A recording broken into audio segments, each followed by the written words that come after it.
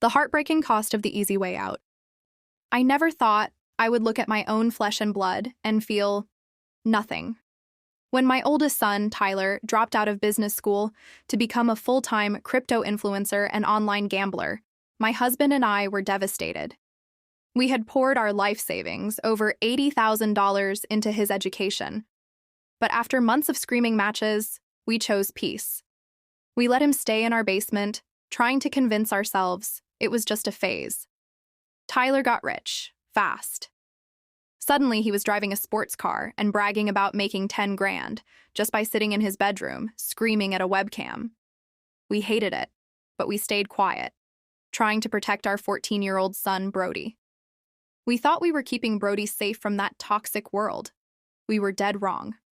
Last month, Brody turned 18. When we handed him his college applications, he laughed in our faces.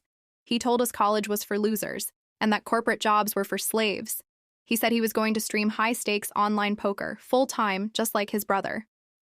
I broke down. I begged him, crying on the kitchen floor, to think about his future. But the more I pleaded, the more he sneered at me. Later that night, I found Brody's phone on the counter. A text popped up from Tyler. I opened it, and my world shattered. Tyler hadn't just been living his life. He had been poisoning Brody for years. Since Brody was 12, Tyler had been sending him bank statements, telling him school was a scam, and actively coaching him on how to manipulate us. He completely destroyed everything we tried to build. Rage took over. I marched into the basement, ripped down Tyler's monitors, his cameras, his expensive gaming chair, and threw them right into the driveway.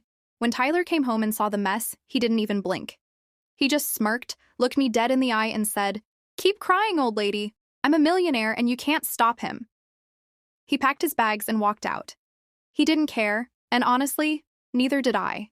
The love just evaporated. But the real tragedy? Brody followed him 3 days later. I lost both my sons, not to tragedy, but to greed.